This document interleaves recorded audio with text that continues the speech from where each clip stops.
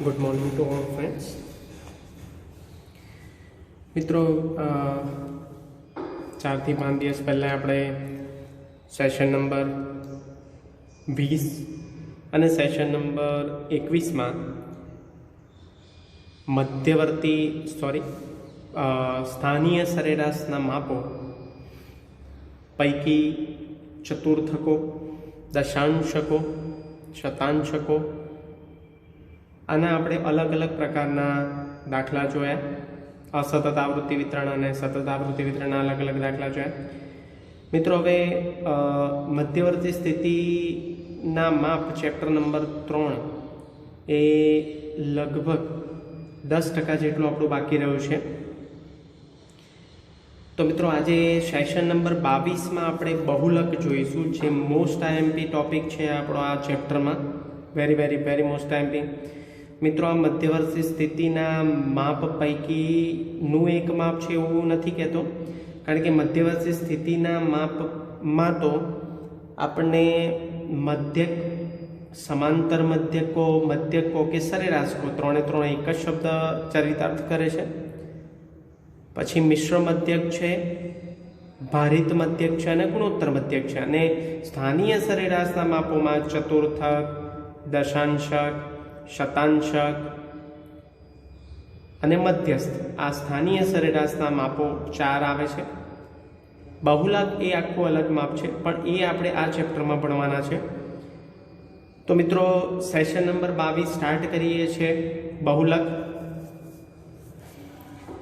આપેલ માહિતીમાં જે અવલોકનનું સૌથી વધુ વખત પુનરાવર્તન થતું હોય, મિત્રો હું આ મુદ્દાને અંડરલાઈન કરું છું, સૌથી વધુ વખત પુનરાવર્તન થતું હોય તે અવલોકનને માહિતીનો બહુલક કહેવામાં આવે છે. ફરી એકવાર, આપેલ માહિતીમાં જે અવલોકનની આપણને જે કિંમતો આપી હોય એ અવલોકનનું સૌથી વધુ વખત પુનરાવર્તન થતું હોય, એટલે કે અવલોકનની કોઈ એક સંખ્યા, જે સંખ્યા સૌથી વધુ વખત પુનરાવર્તન થતી હોય એને આપણે બહુલક કહીએ છીએ. તો એને બહુલક કહેવામાં આવે છે. બહુલકને સંકેતમાં MO, M0 નથી, આ MO છે, મોડનો MO છે, તો MO વડે દર્શાવવામાં આવે છે. હવે મિત્રો, મોસ્ટ આઈએમપી ટોપિક છે. બહુલક ગણવાની 2 પદ્ધતિ છે. એક તો આજે આપણે જે શીખવાના છીએ દાખલા દ્વારા બહુલક શોધવાની રીત, જેમાં અલગ અલગ પ્રકારના આપણે 2 સૂત્રો જોઈશું. આમ ટોટલ 4 સૂત્રો છે, પણ મુખ્યત્વે 2 સૂત્રો ગણી શકાય.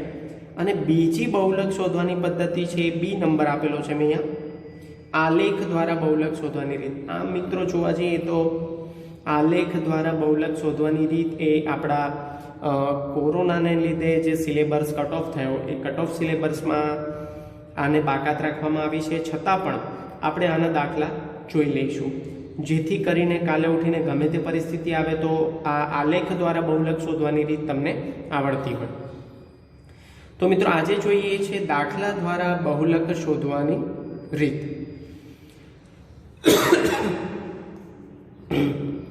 એના સૂત્રો છે. અવર્ગીકૃત માહિતી માટે મિત્રો અલગ અલગ પ્રકારના સૂત્રો જોઈશું આપણે. અવર્ગીકૃત માહિતી માટે કયા પ્રકારનું સૂત્ર છે? વર્ગીકૃત માહિતી માટે અસતત આવૃત્તિ વિતરણ અને સતત આવૃત્તિ વિતરણમાં કયા પ્રકારનું સૂત્ર છે? તો અવર્ગીકૃત માહિતી માટે MO એટલે કે બહુલક બરાબર માહિતીમાં જે અવલોકન સૌથી વધુ વખત આવતું હોય તે અવલોકન. પણ અહીંયા મિત્રો એક નોંધ લખું છું,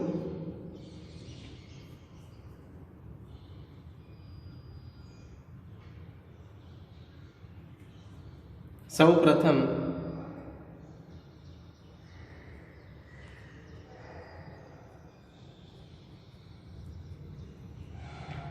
અવલોકનોને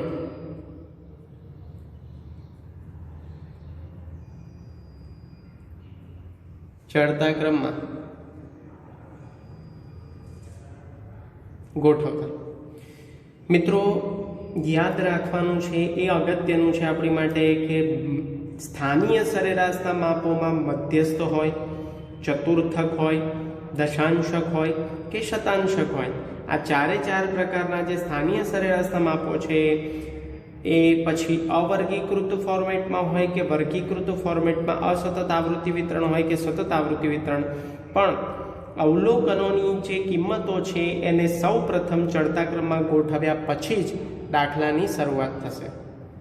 એવી જ રીતે બહુલકમાં પણ અવર્ગીકૃત માહિતી હોય કે વર્ગીકૃત માહિતી પૈકી અસતત કે સતત આવૃત્તિ વિતરણ હોય, સૌ પ્રથમ અવલોકનોને આપણે ચડતા ક્રમમાં ગોઠવવાના છે.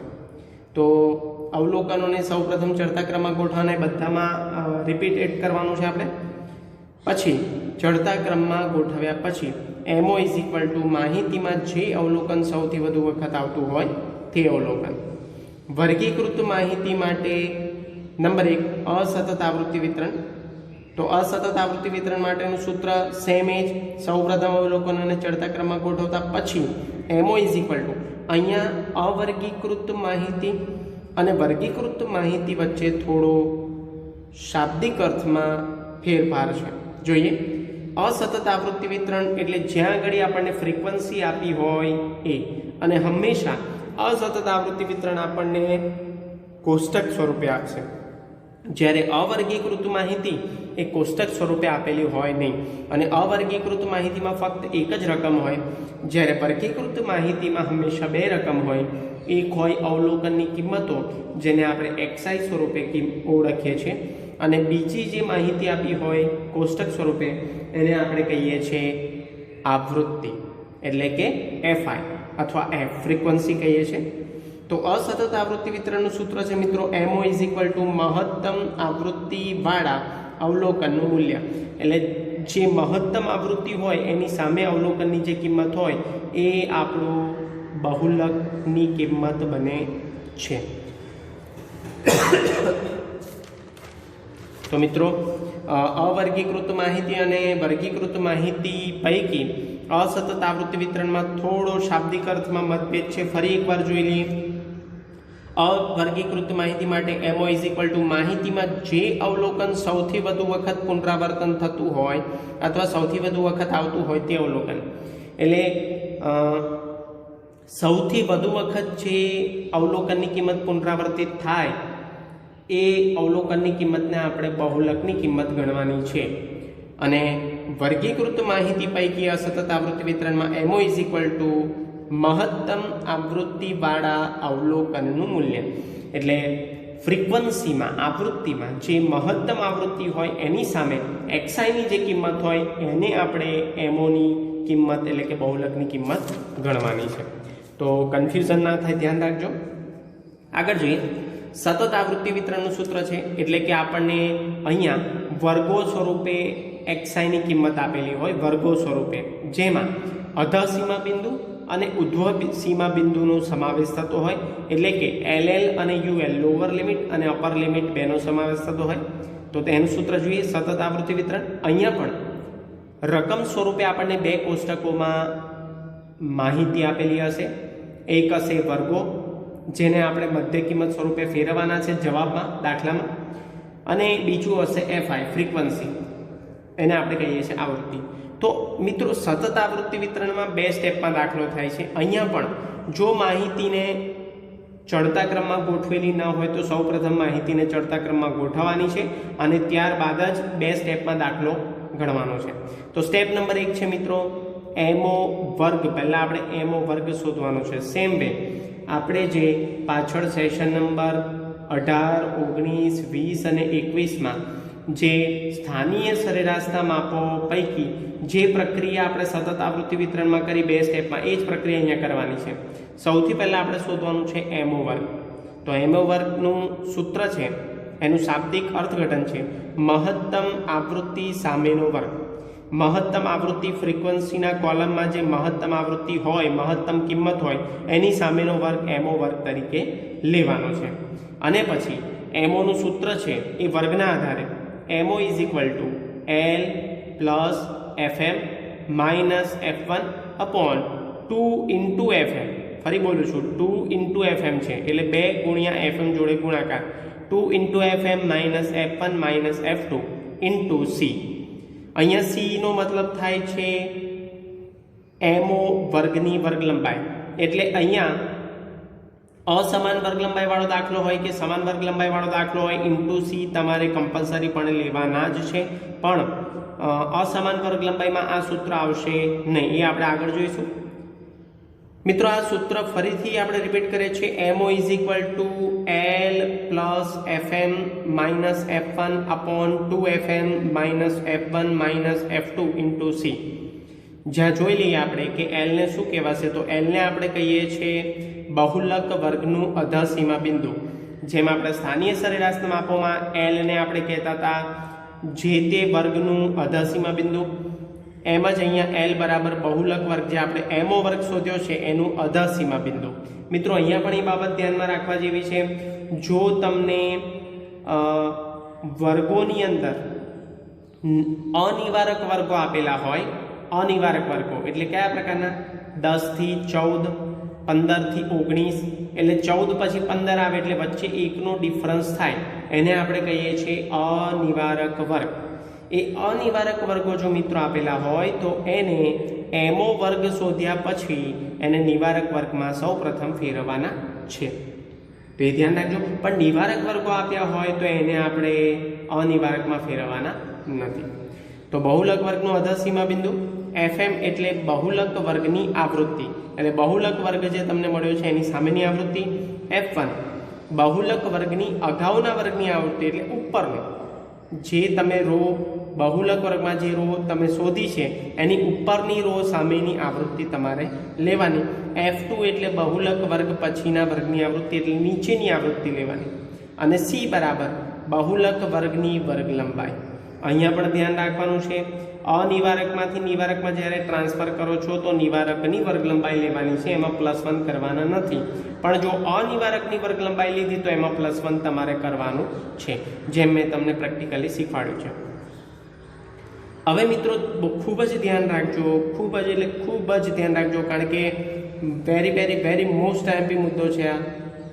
અહીંયા લખું છું, આ થિયરીમાં પણ પૂછાય છે આ મુદ્દા, અને 1 માર્કમાં આનું સૂત્ર પણ પૂછાય છે, અને 1 માર્કમાં આનો પ્રશ્ન પણ પૂછાઈ શકે છે. એટલે ગમે તે રીતે આના પ્રશ્નો પૂછાઈ શકે છે, અને આની ટૂંક નોંધ પણ તમને 3 માર્કમાં પૂછાઈ શકે છે. તો જોઈએ, બહુલક માટે આસાદિત સૂત્ર. મિત્રો પહેલી વસ્તુ યાદ રાખજો, આસાદિત સૂત્ર એવું નામ છે બહુલક માટેનું. આસાદિત સૂત્ર ફક્ત આ ચેપ્ટરમાં નહીં પણ આખા સ્ટેટિસ્ટિક્સમાં આસાદિત સૂત્ર એ બહુલક માટે જ વપરાય છે. તો આસાદિત સૂત્ર આપ્યું કોણે, તો પ્રોફેસર કાર્લ પિયર્સને આ બહુલક શોધવા માટે આસાદિત સૂત્ર આપ્યું છે. હવે મિત્રો આ ખૂબ જ અગત્યનો મુદ્દો છે, અહીંયા લખ્યું છે મેં બ્લેક પેનથી, કયા સંજોગોમાં આ આસાદિત સૂત્ર વપરાય છે. તો નીચેના 5 સંજોગોમાં આસાદિત સૂત્ર વપરાય છે. આ તમારે ખૂબ જ ધ્યાનપૂર્વક યાદ રાખવાનું છે, એને ધ્યાનપૂર્વક રીડિંગ કરવાનું છે અને મગજમાં કંઠસ્થ કરવાનું છે. અને કયા સંજોગોમાં આસાદિત સૂત્ર વપરાય છે, એટલે તમને એવું પણ પૂછે કે આસાદિત સૂત્ર વાપરવાના કારણો પૈકી કોઈ પણ 2 કારણો જણાવો, એવું 1 માર્કમાં પૂછે. અથવા આસાદિત સૂત્ર કયા સંજોગોમાં વાપરી શકાય, એવો 2 માર્કનો વિભાગ સીમાં ક્વેશ્ચન પૂછી શકે. તો તમારે 5 કે 4 કારણો જણાવવાના રહે. 1 માર્કમાં તમને એવો પણ ક્વેશ્ચન પૂછી શકે કે બહુલક માટે આસાદિત સૂત્ર આપનાર આંકડાશાસ્ત્રી કોણ હતા, તો પ્રોફેસર કાર્લ પિયર્સન, એમને આસાદિત સૂત્ર આપેલું. તો મિત્રો જોઈએ, કયા સંજોગોમાં આસાદિત સૂત્ર વપરાય. તમારે દાખલામાં અવર્ગીકૃત માહિતી હોય, વર્ગીકૃત માહિતીમાં અસતત આવૃત્તિ વિતરણ હોય કે સતત આવૃત્તિ વિતરણ હોય, એમાં આ સંજોગો જોવાના છે. અને એ સંજોગો જો 5 સંજોગો પૈકી લાગુ પડે તો તમારે આ સાદું સૂત્ર લેવાનું નથી. અને આપણે સતત આગળ જે આપણે સૂત્રો જોયા, MO વર્ગ, MO, L plus FM minus F1, એ સાદું સૂત્ર છે. પણ જો સંજોગો આપણને આવા દેખાય કે આ સંજોગોને રિલેટેડ જો લાક્ષણિકતાઓ આપણને દાખલામાં રકમમાં દેખાય તો પછી આપણે આસાદિત સૂત્ર વાપરવાનું છે. જોઈએ, નંબર 1, અવર્ગીકૃત માહિતીમાં દરેક અવલોકન એક જ વખત આવતું હોય. એટલે મિત્રો આ અવર્ગીકૃત માહિતીની વાત છે, હું અહીંયા અંડરલાઈન કરું છું. અવર્ગીકૃત માહિતીમાં તમારે ધ્યાન આપવાનું છે. અવર્ગીકૃત માહિતીમાં આપણે શું લખેલું જો સૂત્ર અવર્ગીકૃત માહિતી માટે, માહિતીમાં જે અવલોકનો સૌથી વધુ વખત આવતું હોય તે અવલોકન.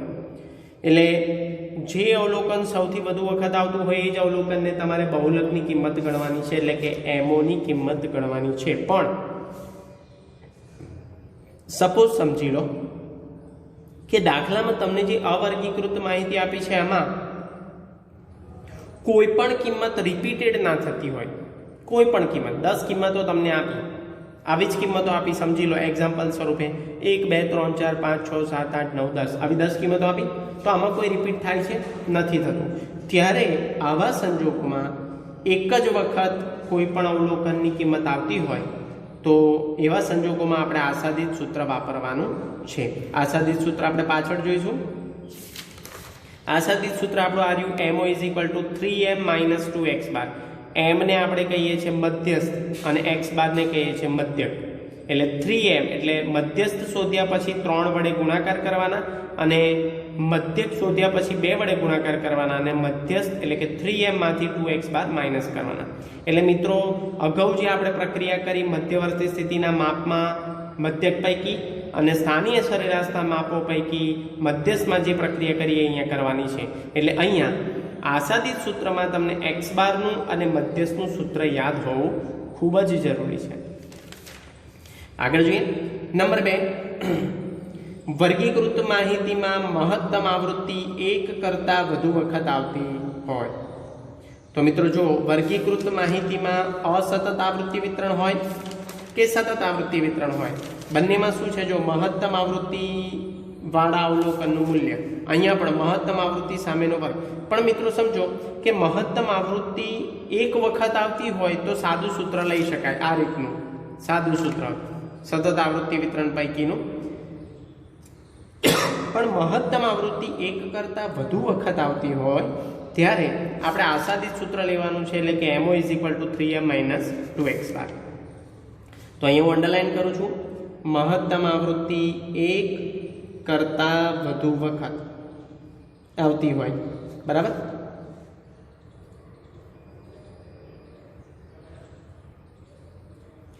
પછી મિત્રો ત્રીજી કન્ડિશન છે આશાદિત સૂત્ર લેવા માટેની, સતત આવૃત્તિ વિતરણમાં વર્ગ લંબાઈ અસમાન હોય. એટલે મિત્રો આપણને ખબર છે કે 0 થી 10, 10 થી 20, 20 થી 30, 30 થી 40, 40 થી 50 એ વર્ગ લંબાઈ સમાન કહેવાય. પણ સપોઝ સમજો આવી વર્ગ લંબાઈ હોય જે હું અત્યારે બોલવા જઈ રહ્યો છું, 0 થી 10, 10 થી 30, 30 થી 70, 70 થી 110, 110 થી 120, 120 થી 150. જો આવી વર્ગ લંબાઈ હોય તો એને આપણે કહીએ છીએ અસમાન વર્ગ લંબાઈ. અને અસમાન વર્ગ લંબાઈ એટલે અસમાન વર્ગ લંબાઈ શામાં જોશો? સતત આવૃત્તિ વિતરણમાં. તો સતત આવૃત્તિ વિતરણમાં અસમાન વર્ગ લંબાઈ આપેલી હોય એવા સંજોગોમાં પણ આપણે આશાદિત સૂત્રનો ઉપયોગ કરવાનો છે. નંબર 4, મિશ્ર પ્રકારનું આવૃત્તિ વિતરણ હોય, એટલે કે અસતત અને સતત આવૃત્તિ વિતરણનું કોમ્બિનેશન હોય.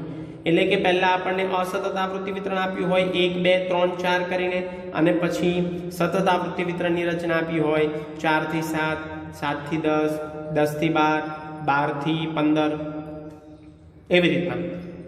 એટલે મિશ્ર પ્રકારના આવૃત્તિ વિતરણ જ્યારે આપેલું હોય ત્યારે પણ આપણે આશાદિત સૂત્રનો ઉપયોગ કરવાનો છે, MO = 3m - 2x બાર. પાંચમું જે કારણ છે મિત્રો, સર્વસામાન્ય રીતે આપણે ઓળખી શકતા નથી, પણ આલેખની દ્રષ્ટિએ આ કારણ આપેલું છે કે આલેખની રીત માટે તમારે કેવી રીતે જોવાનું છે. તો આવૃત્તિ વિતરણના વક્રનો ડાબી અથવા જમણી તરફનો છેડો ખૂબ જ ખેંચાયેલો હોય, એટલે આવૃત્તિ વિતરણનો વક્ર એટલે એની જે લાઇનિંગ છે, બરાબર, બિંદુઓના આધારે દોરેલી, એ ડાબી બાજુ વધારે ખેંચાયેલી હોય અથવા જમણી બાજુ વધારે ખેંચાયેલી હોય તો એને આપણે કહીએ છીએ વિસંગતતા. અને એ વિસંગતતા જ્યારે આપેલી હોય ત્યારે આપણે બહુલક માટે આશાદિત સૂત્રનો ઉપયોગ કરીશું, MO = 3m - 2x બાર. આશાદિત સૂત્ર આપણે ઘણી બધી વાર જોયું છે. m ને આપણે મધ્યસ્થ કહીએ છીએ, મધ્યસ્થ પહેલા શોધવાનો છે, પછી x બાર મધ્યક શોધવાનો છે, અને 3 જોડે મધ્યસ્થનો ગુણાકાર કર્યા પછી x બાર જોડે 2 નો ગુણાકાર કર્યા પછી એનો તફાવત શોધવાનો છે. પણ મિત્રો ભૂલ એવી ના થાય 2m - 3x બાર ના થઈ જાય, 3m - 2x બાર છે. તો ધ્યાન રાખજો મિત્રો. આ હતા આપણા અલગ અલગ પ્રકારના બહુલક શોધવા માટેના સૂત્ર રીત નંબર 1 પ્રમાણે, એટલે કે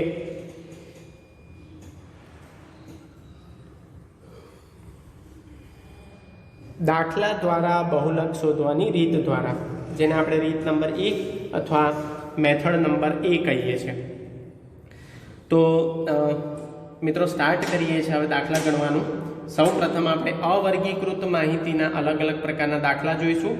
મિત્રો એ યાદ રાખજો, દાખલા ગણતા પહેલા બહુલકમાં અવર્ગીકૃત માહિતી હોય કે વર્ગીકૃત માહિતી હોય, સૌ પ્રથમ આપણે અવલોકનોની કિંમતોને ચડતા ક્રમમાં ગોઠવવાના છે. નહીં તો તમે જે F1 અને F2 કિંમત લેશો એમાં તમે મિસ્ટેક કરશો અને એ મિસ્ટેક થશે, એને કારણે આખો જવાબ ખોટો પડશે. એટલે મહેરબાની કરીને સ્થાનીય સરેરાશના માપોથી લઈને બહુલકના દાખલા સુધી સૌ પ્રથમ અવલોકનોને ચડતા ક્રમમાં ગોઠવવાના જ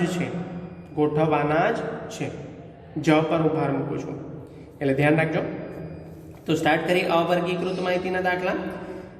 કન્ટિન્યુઅસ ફોર્મેટમાં આપણો 53મો દાખલો છે. મિત્રો જોઈ શકો છો તમે કેટલા બધા દાખલા આપણે ગણ્યા છે.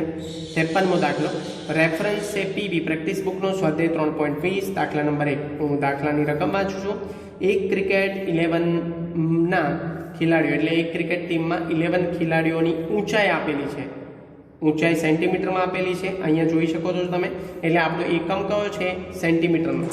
એટલે જવાબની પાછળ આપણે એકમ ચોક્કસપણે લખવાનો છે. તો મિત્રો એક ક્રિકેટ ટીમના 11 ખેલાડીઓની ઊંચાઈ આપેલી છે 132, 125, 140, 131, 142, 145, 115, 136, 105 અને 130 સેન્ટીમીટર છે.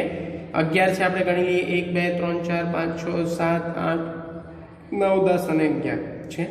તો બહુલક શોધો. સૌ પ્રથમ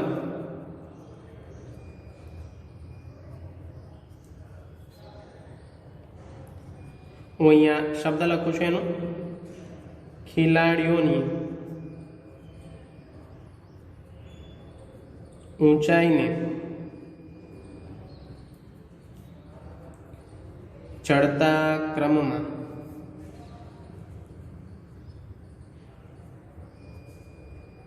ગોઠવતા. ખેલાડીઓને ઊંચાઈના ચડતા ક્રમમાં ગોઠવે તો મિત્રો સૌથી નાનો ડેટા પહેલાં આપણે શોધવાનો છે. તો જો અહીંયા ધ્યાન કરો, સૌથી નાનો ડેટા 104 છે, તો આપણે 104 લખીએ. પછી એના કરતાં મોટો ડેટા છે 105. એના કરતાં મોટો ડેટા આપણી પાસે છે 115. એના કરતાં મોટો ડેટા છે 125. આમાં ઉતા આપણે કરવા નથી, ભૂલ ના થાય, ધ્યાન રાખજો. પછી એના કરતાં મોટો ડેટા આપણી પાસે છે 132. એના કરતાં મોટો ડેટા એટલે સેમ ટુ સેમ જ છે 132. 3 વખત છે જો મિત્રો, 1 2 અને 3. તો 3 વખત આપણે લખી લઈએ 132 132. 3 વખત થઈ ગયું. 132 પછી આવે છે, સોરી અહીંયા ભૂલ થઈ છે મારી, અહીંયા 130 છે. 125 પછી જો ભૂલ થઈ શકે છે, 130 છે. 132 3 વખત લખી નાખીએ. અહીંયા 3 વખત થઈ ગયું. હવે 132 પછી છે 136, પછી છે 140 અને પછી છે 145. તો મિત્રો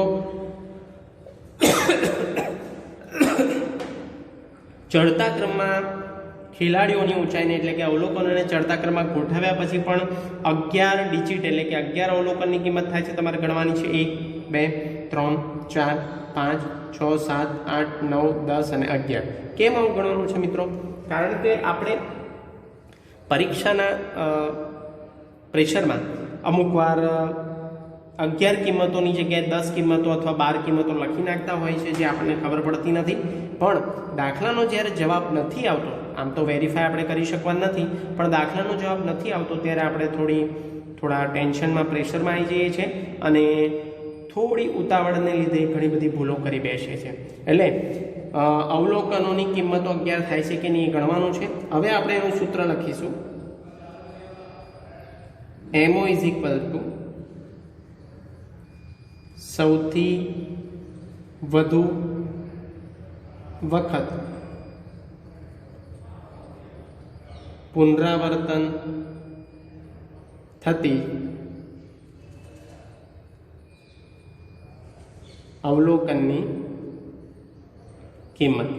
આ મિત્રો સૌથી વધુ વખત પુનરાવર્તન થતી અવલોકનની કિંમત જુઓ તમે 104 પુનરાવર્તન નથી થતી, 105 નહીં, 115 પણ નહીં, 125 પણ નહીં, કારણ કે આપણે ચડતા ક્રમમાં ગોઠવીએ છીએ ને એટલે પકડાઈ જશે. અહીંયા 125 જો 2 વાર હશે ને તો 125 ની બાજુમાં જ બીજી વાર 125 હશે. 130 એ પણ નહીં, 132 થાય છે મિત્રો. જુઓ સૌથી વધુ વખત પુનરાવર્તન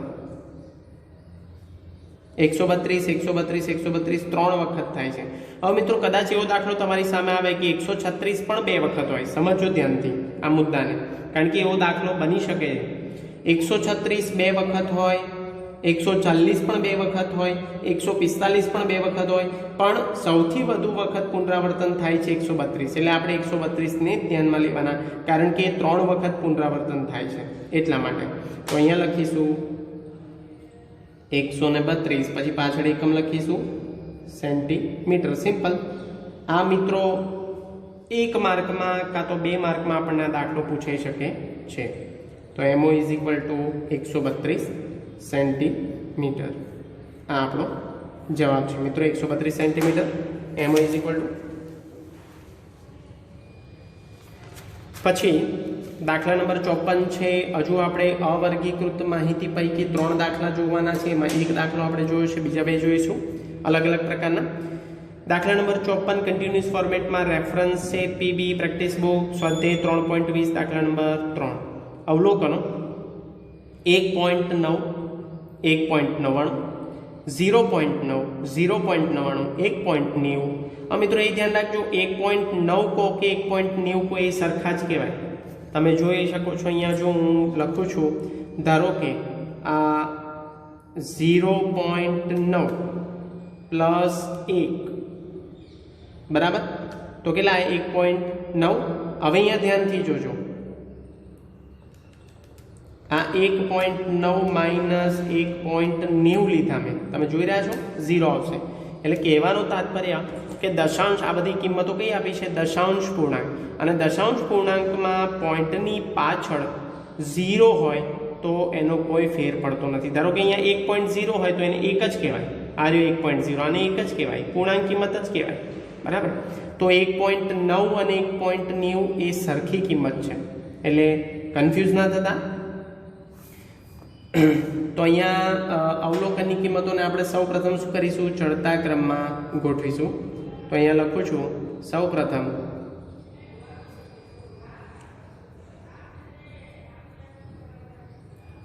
અવલોકનોને ચડતા ક્રમમાં ગોઠવતા. અવલોકનોને ચડતા ક્રમમાં મિત્રો ગોઠવીએ તો ધ્યાન રાખજો, સૌથી નાની કિંમત સૌથી પહેલા આવી જોઈએ. તો સૌથી નાની કિંમત અહીંયા કઈ છે? તો 0.9 નો મતલબ થાય છે 0.90. અહીંયા સૌથી નાની કિંમત 0.09 છે, તો અહીંયા હું લખું છું 0.09. પહેલા આપણે ડેટા ગણી લઈએ. 1 2 3 4 5 6 7 8 9 ને 10, એટલે 5 5 ના 2 રો પાડીએ આપણે.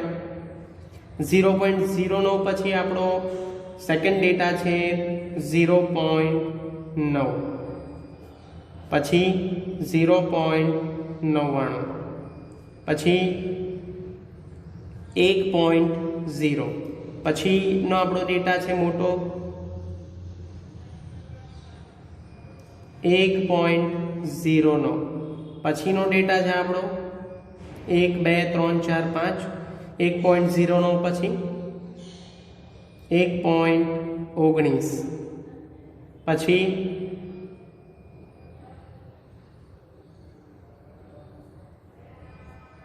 1.9 અથવા 90, જે લખો એ લખી શકાય. હું અહીંયા 90 લખું છું બધાને. આ 1.9 ની જગ્યાએ મેં 1.90 લખ્યા છે. ધ્યાન રાખજો, પાછળ 0 ની કોઈ વેલ્યુ નથી. ફરી 1.90, ફરી 1.90 આ 1.90 લખ્યા છે, આ પણ 1.90 માં કન્વર્ટ કર્યા છે અને છેક છેલ્લે 1.99 સૌથી મોટી કિંમત. તો આ ચડતા ક્રમમાં આપણે ગોઠવી દીધા છે. હવે આપણે શું લખવાનું છે? બહુલકનું સૂત્ર એટલે MO = સૌથી વધુ વખત પુનરાવર્તિત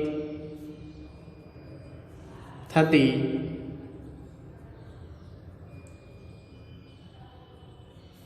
અવલોકનની કિંમત. સૌથી વધુ વખત પુનરાવર્તિત થતી અવલોકનની કિંમત જો 0.09 નહીં, અહીંયા જોઈ લો ધ્યાનથી 1.93 વખત પુનરાવર્તન થાય છે. એની નીચે અંડરલાઈન કરું છું રેડ બોલ પેનથી. 1.93 વખત પુનરાવર્તન થાય છે એટલે અહીંયા લખીશું 1.90. માપ અહીંયા આપણને એકમ આપ્યો નથી એટલે આપણે એકમ લખીશું નહીં. તો MO = 1.90. મિત્રો અહીંયા બે પ્રશ્નો પૂછ્યા છે આપણને, એટલે આ 2 માર્કનો પ્રશ્ન બની શકે છે પરીક્ષામાં. બીજો પ્રશ્ન જો મિત્રો, જો દરેક અવલોકનને 1.04 જેટલું વધારી 2 વડે ભાગવામાં આવે તો બહુલકની નવી કિંમત શોધો. તો અહીંયા લખીએ મિત્રો, આમાં એવું કહે છે કે દરેક અવલોકન એટલે આ જે 10 અવલોકન છે એને 1.04 જેટલું વધારી એટલે પ્લસ કરવાના 1.04 જેટલા અને બધાને 2 વડે ભાગવાના અને પછી પાછું બહુલક શોધવાનું. એ બધી બહુ લોંગ પ્રોસેસ છે. એક શોર્ટ પ્રોસેસ સમજીએ આપણે, જે ઓથેન્ટિક છે, જે વેલિડ છે. તો બહુલકની નવી કિંમત કેવી રીતે શોધાય? અહીંયા હું એનું સૂત્ર લખું છું. બહુલકની નવી કિંમત બરાબર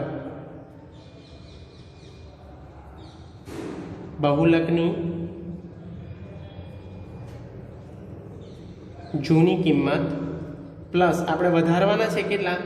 પ્લસ 1.04 દરેકમાં વધારવાના એટલે બહુલકની જૂની કિંમતમાં વધાર દો અને ભાગ્યા 2. તો બહુલકની જૂની કિંમત કેટલી? 1.90 પ્લસ 1.04 ભાગ્યા 2. મિત્રો પહેલા પ્લસ કરવાના છે, ભાગ્યા ના કરતા ભૂલથી.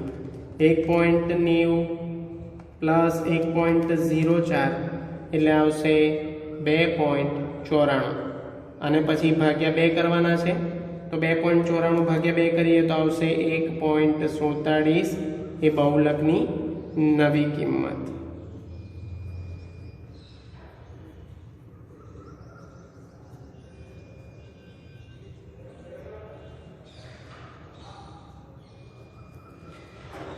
તો આ હતી આપણી બહુલકની નવી કિંમત મિત્રો 1.47.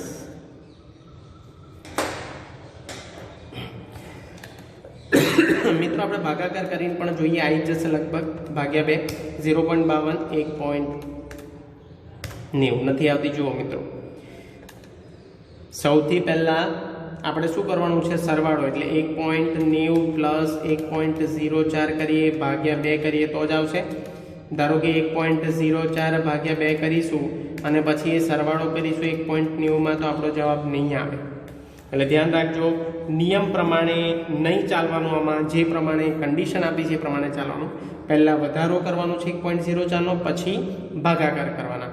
બાકી આમ જોવા જઈએ તો ગણિતમાં ભાગુ સભાના નિયમ પ્રમાણે પહેલાં ભાગાકાર થાય, પણ એ નિયમ અહીંયા ફોલો કરવાનો નથી. અહીંયા જે પ્રમાણે દાખલામાં સૂચના આપી છે એ પ્રમાણે ફોલો કરવાનું છે. તો આપણી બહુલકની નવી કિંમત આવી છે.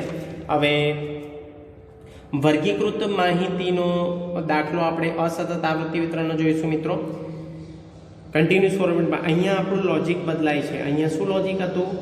MO = માહિતીમાં મહત્તમ આવૃત્તિ સામેની અવલોકનની કિંમત. એ આપણું લોજિક છે.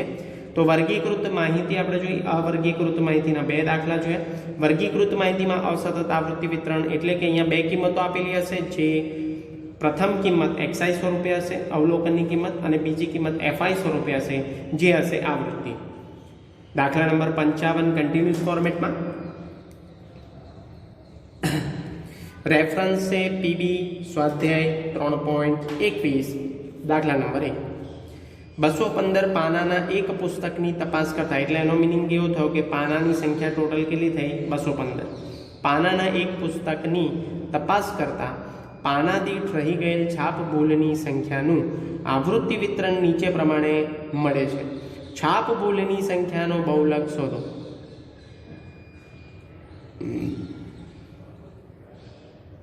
મિત્રો એટલે બહુલક આપણને ક્યાંથી મળશે? એક્સઆઈ માંથી મળશે, પણ શાના આધારે? એફઆઈ ને આધારે.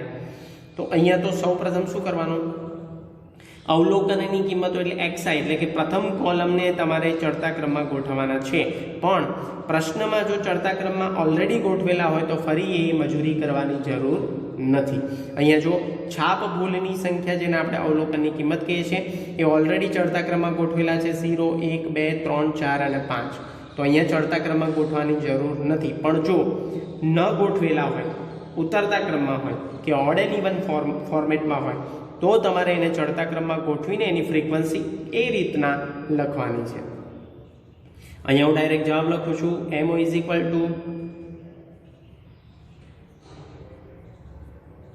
મહત્તમ આવૃત્તિ સામેની અવલોકનની કિંમત. મહત્તમ આવૃત્તિ મિત્રો જો તમે જોઈ રહ્યા છો 100 છે. મહત્તમ આવૃત્તિ અહીંયા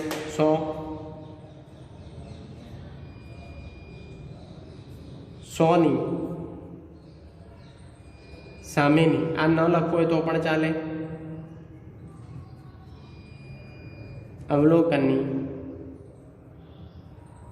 કિંમત. અને 100 ની સામે 1 નંબર છે એટલે છાપ ભૂલની સંખ્યા 1. છાપ ભૂલ એટલે પ્રિન્ટિંગ મિસ્ટેક આપણે ઇન ઇંગ્લિશમાં કહીએ છીએ. Printing mistake.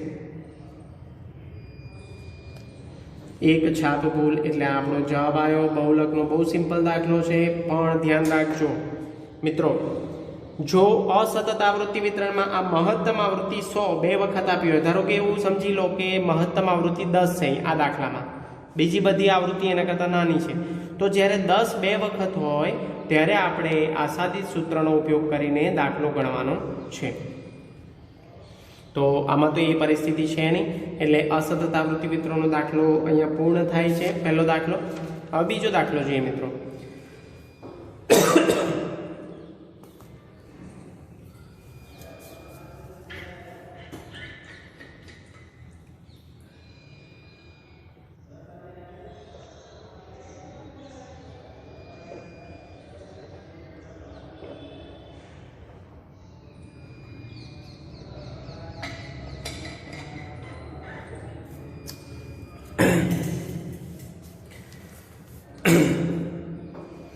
દાખલા નંબર 56 કન્ટિન્યુઅસ ફોર્મેટમાં નંબર છે.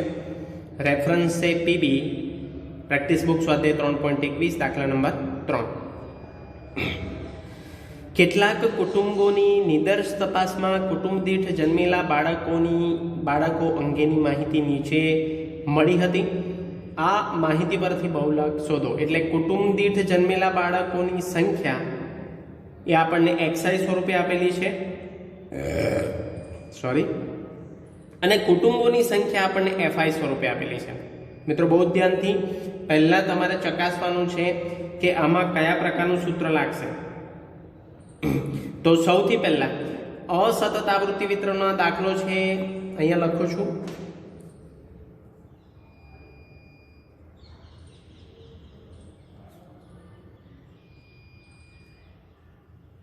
અને અહીંયા એ પણ હાઇલાઇટ કરું છું તમને કે મહત્તમ આવૃત્તિનું પુનરાવર્તન થાય છે. જો ધ્યાનથી એ તમારે જોવાનું છે, ડાયરેક્ટ દાખલો ગણવા મળવાનો નથી, કારણ કે અહીંયા આસાદિત સૂત્ર વપરાશે. જુઓ અહીંયા અસતત આવૃત્તિ વિતરણમાં, આ દાખલામાં અસતત આવૃત્તિ વિતરણમાં આપણું સૂત્ર શું આવે છે મિત્રો? શું આવે છે આપણું? અહીંયા સૂત્ર આવે છે સામાન્ય, સર્વસામાન્ય સૂત્ર, સાદું સૂત્ર કે MO = મહત્તમ આવૃત્તિ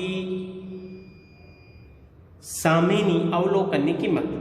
તો મહત્તમ આવૃત્તિ એક વખત આવતી હોય તો જ એની સામેની અવલોકનની કિંમત લેવાતી હોય, પણ જો મહત્તમ આવૃત્તિ બે વખત આવે તો એની સામેની અવલોકનની બે કિંમતો બને તો એ તો દ્વિબહુલકીય આવૃત્તિ વિતરણ કહેવાય. એ તો પોસિબલ નથી. એટલે અહીંયા શું કરવાનું મિત્રો, 140 અને 140 બે વખત છે. જો ધ્યાનથી મહત્તમ આવૃત્તિ તમે જોઈ લો, 1 2 3 4 આ ચડતા ક્રમમાં ગોઠવેલા છે એટલે આને ગોઠવાની જરૂર નથી. કુટુંબોની સંખ્યા FI આવૃત્તિ આપેલી છે તો 140 એ મહત્તમ આવૃત્તિ છે. જો એનાથી મોટી આવૃત્તિ કોઈ નથી, 140 અને 140. તો 140 બે વખત છે એટલે અહીંયા આસાદિત સૂત્રનો ઉપયોગ થશે. તો અહીંયા લખું છું આસાદિત સૂત્ર. કેમ આસાદિત સૂત્ર? તો એનું કારણ આપેલું છે અહીંયા. નાના અક્ષરે હું લખું છું, કારણ આપેલું છે મહત્તમ આવૃત્તિનું પુનરાવર્તન થાય છે. તો જ્યારે મહત્તમ આવૃત્તિનું પુનરાવર્તન થાય તો ધ્યાન આપજો, ઉતાવળ નહીં કરવાની. મહત્તમ આવૃત્તિનું એકથી વધુ વખત પુનરાવર્તન થાય તો આપણે આસાદિત સૂત્ર લેવાનું છે અને આસાદિત સૂત્રમાં સૌથી પહેલા આપણે x બાર શોધવાના. તો x બાર માટે શું કરવાનું મિત્રો, જો સીધી રીતે દાખલો ગણતા હોઈએ તો fx લેવાના, અને જો ટૂંકી રીતે દાખલો ગણવો હોય તો તમારે સૌપ્રથમ શું લેવાના, d ગણવાના અને d ને આધારે fd ગણવાના.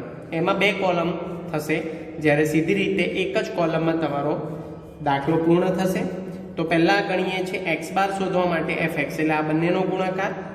સૌથી પહેલા આપણે n શોધી નાખીએ.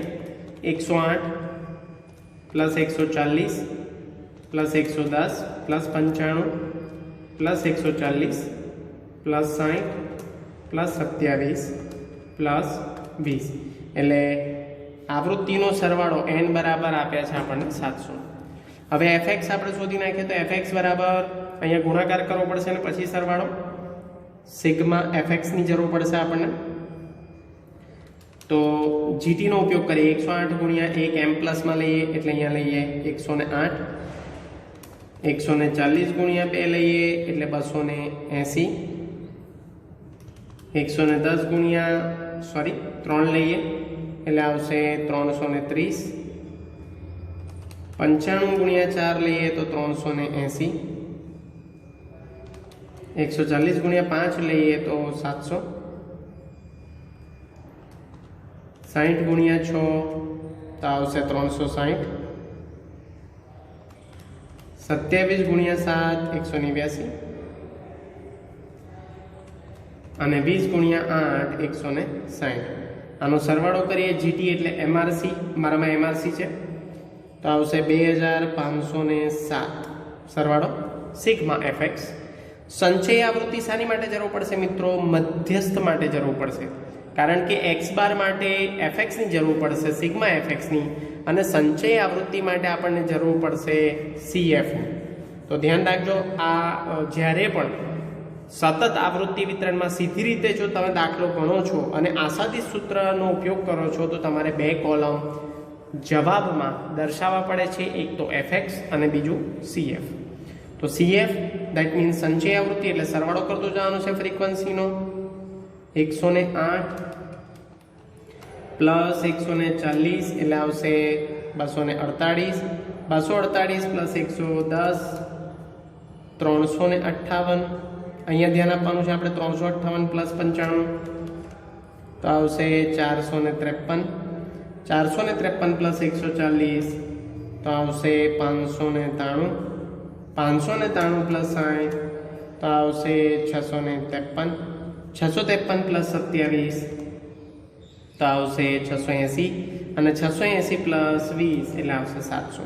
તો મિત્રો CFમાં જેમ આપણે સમજીએ છીએ એમ CFનું જે છેલ્લી રો છે એનો જે અંક છે એ સિગ્મા f જોડે વેરીફાઈ થવો જ જોઈએ, તો જ તમે સાચા છો. બાકી તમારી CFમાં કેલ્ક્યુલેશનમાં કંઈક ભૂલ છે એવું કહેવાય. તો સૌપ્રથમ આપણે શોધીશું નંબર 1માં મધ્યક,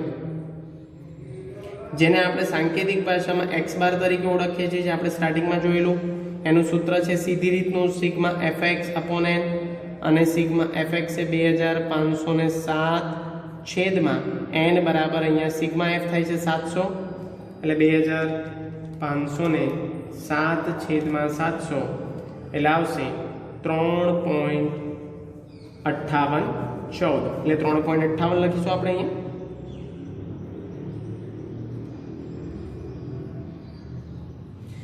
મિત્રો આમ જોવા જઈએ તો આ આપણને જે મળ્યા છે ને 3.58 એ કુટુંબ દીઠ જન્મેલા બાળકોની સંખ્યા છે.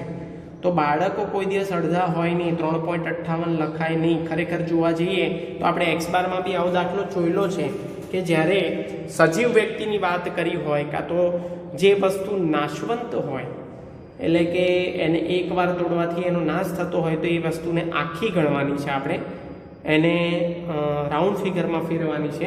પણ અહીંયા આપણે ફેરવતા નથી કારણ કે આપણો મુખ્ય જવાબ એમોનો છે, ત્યાં આપણે એને ફેરવીશું. એટલે એક્સ બારને એવા ને એવા રહેવા દઈએ છીએ, આપણો મુખ્ય જવાબ નથી, પેટા જવાબ છે. આની પાછળ હું એકમ અત્યારે લગાવતો નથી. પછી આપણે શોધવાનો છે મિત્રો મધ્યસ્થ નંબર 2 પર. અને મિત્રો મધ્યસ્થનું સૂત્ર તમને જો ખબર હોય તો m બરાબર, સૌથી પહેલા આપણે શું કરતા હતા, અસતત આવૃત્તિ વિતરણમાં મધ્યસ્થનું સૂત્ર છે n+1/2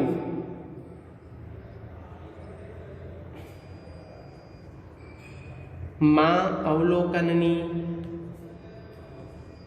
કિંમતને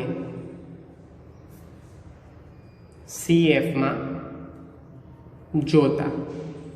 હવે CF માં આપણે જોવાનું છે n બરાબર કેટલા છે, 700+1/2, કારણ કે આ અસતત આવૃત્તિ વિતરણ છે એટલા માટે n+1/2, 701/2 માં અવલોકનની કિંમતને CF માં જોતા 701/2 કરીશું આપણે તો આવશે 350.5. 350.5 માં અવલોકનની કિંમતને CF માં જોતા તો 350.5 નો સમાવેશ CF માં ક્યાં થાય છે તો અહીંયા જો 358 માં, અને 358 સામે 3 છે તો અહીંયા આપણે આને આપણે કહીશું મધ્યસ્થ. બરાબર, 358 ની સામે, કારણ કે 358 માં 350.5 નો સમાવેશ 358 માં થાય છે અને એની સામેની xi ની કિંમત છે 3, એટલે અહીંયા લખીશું m બરાબર 3 બાળકો. તો મિત્રો આપણો બીજો પેટા જવાબ છે, મુખ્ય જવાબ નથી. હવે આપણે શોધવાનો છે નંબર 3 પર છેલ્લો જવાબ એમઓ, અને એમઓનું આસાદી સૂત્ર છે 3m - 2x બાર. 3m એટલે 3 × 3 - 2 × x બાર. x બાર છે 3.58. મિત્રો ધ્યાનથી ફરી કહું છું, 3.58 ને રાઉન્ડ ફિગરમાં ન ફેરવતા, નહીં તો જવાબ પરફેક્ટ નહીં આવે તમારો. 3 તરી 9 અને 2 × 3.58 એટલે આવશે 7.16. 9 - 7.16 એટલે આપણો જવાબ આવ્યો 1.84. હવે મિત્રો 1.84 બાળકો, આ આપણો એમઓનો જવાબ આવ્યો કે 1.84 બાળકો. મિત્રો આને તમે ઓર કરીને 2 પણ લખી શકો છો, પણ આપણો જવાબ પ્રેક્ટિસ બુકમાં જ આપ્યો છે 1.84 બાળકો. તો તમારે આ જવાબ લખવાનો છે એમઓ બરાબર 1.84 બાળકો. અધરવાઇઝ કોઈ હોશિયાર વિદ્યાર્થી હોય તો એવું પણ લખી શકે છે કે 1.84 = 2 બાળકો, કારણ કે બાળકોની સંખ્યા કોઈ દિવસ પોઈન્ટમાં હોતી નથી. તો 1.84 બાળકો